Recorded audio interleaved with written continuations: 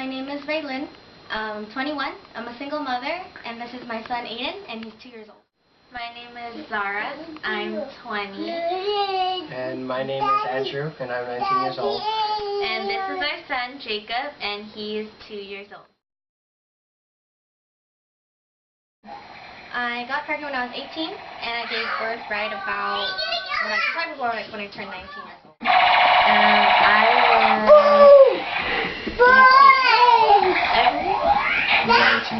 I was 18.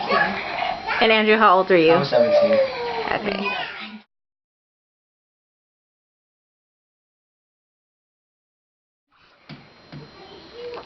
At first, definitely not. It's not something I expected. But going forward with my pregnancy, I definitely learned to be more responsible and really take the responsibility for my child, mentally, physically, emotionally, everything. Yeah, I can relate to that. I was definitely not prepared. This wasn't a planned pregnancy, but I guess as you go through with it, you have to learn to be ready mentally and emotionally for the long journey that you At first, I had all the confidence in the world that I was going to be a great dad. Of course, I still believe that, but of course, the mental challenges and all that was tough, and it still is.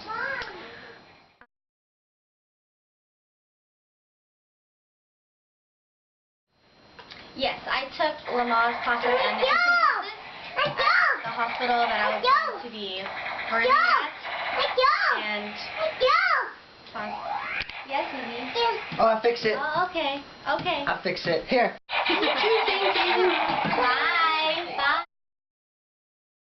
Classes-wise, I took Lamaze classes and nutrition classes. I actually learned a lot because before being pregnant, I didn't even know how to change a diaper. So, the introduction-wise to motherhood was definitely a lot easier after taking the classes. And currently, I haven't taken any other class except for CPR, but I don't expect to take any more classes, I don't think. As for me, I didn't take any classes. I mean, I had an idea of what it would be like from my 4 nieces and nephews that I was able to help my sister with when they grew up. But otherwise, I watched some DVDs about like pregnancy and all that, but then I felt like it didn't really relate to me, so then I kind of just asked other people around who have been pregnant before what the experience was like. For me, no parenting classes before or after. To prepare, it was more of talking to myself, encouraging myself, like telling myself, I could do this, I could do that. I didn't really have anybody to talk to because at first there wasn't really enough people in my family that I knew, so there was really nobody to resort to and nobody that could relate. So yeah, it was all myself and Zara encouraging me.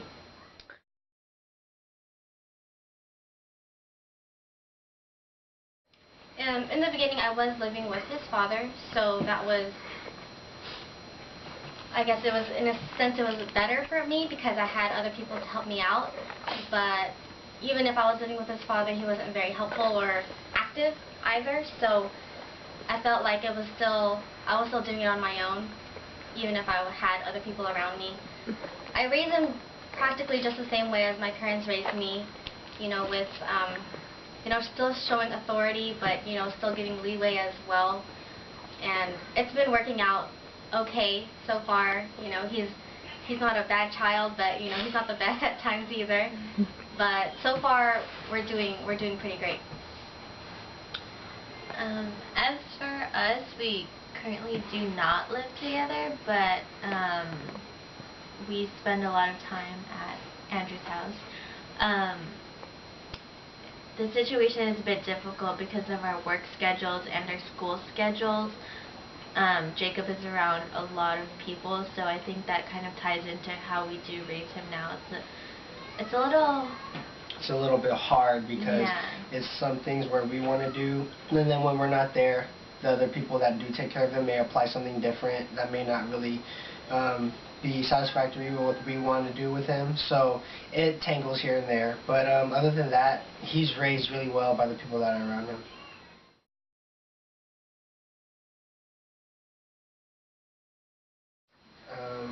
Well, for me, growing up, for a little part of my life, I did have my dad. But after a while, I didn't have my dad, and that taught me a great lesson, telling me that, well, I didn't have a father figure in my life at all.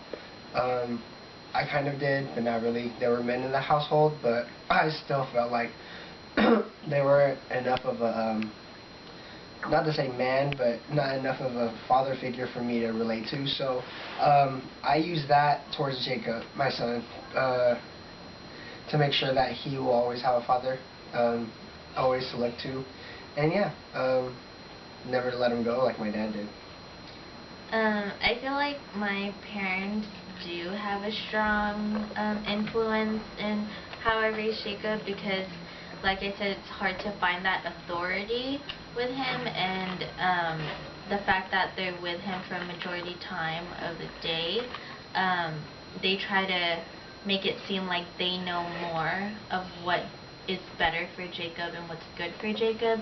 So when we are around him and we try to do something, our parents do tell us that it may be a wrong way, and they try to influence that to do it another way, but in a sense, at the back of your head you say no, but then deep down, I mean, you do say no to them that I want to do it this way, but deep down you're telling yourself, but maybe they are right, maybe I am doing it wrong.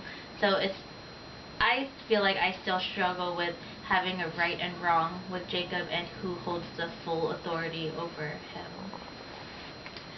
For me, I had separated parents. They separated when I was 9 years old, so I have a good, history with my parents being together. But even if they did separate, they were still very present in my life as well. And the ways are explained that, that face-to-face approach and also the authority as well, that didn't change between my parents and I when I was growing up. But I do think that my parenting reflects my parents' parenting because I learned from them, and it was like a learning experience and also a personal experience as well.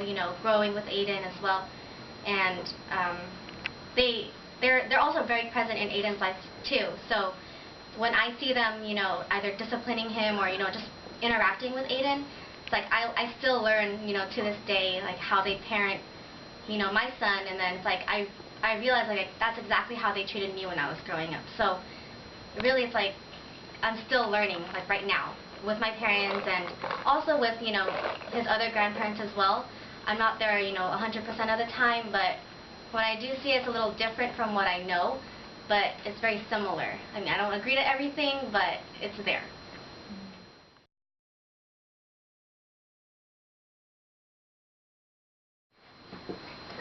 For me, before pregnancy, it was like my first year of college, so it was definitely I was very careless, and it was just about, going out, friends, and kind of like new experiences.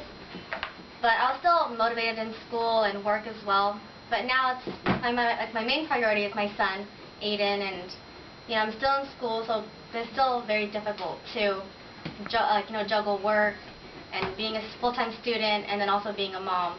But I think I'm still on track with my life and where I want to go in the future.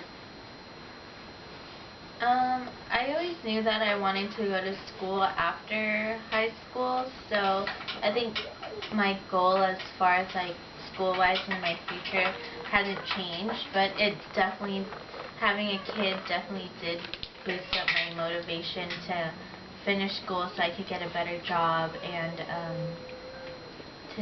to support my son. Can you repeat the question? Okay. To start off, like having Jacob, the beginning of my senior year of high school was very tough because, of course, I'm still in school, so I'm hanging out with my friends after school. I kind of want to hang out with my friends, but at the same time, I still have a son to take care of. As of after high school, I got my first job coming into my first year of college, so that was really tough. But my priorities, they haven't much changed, but the time of my priorities to be finished is more rushed in my opinion, because I kind of want to get done faster so that way I can provide Jacob.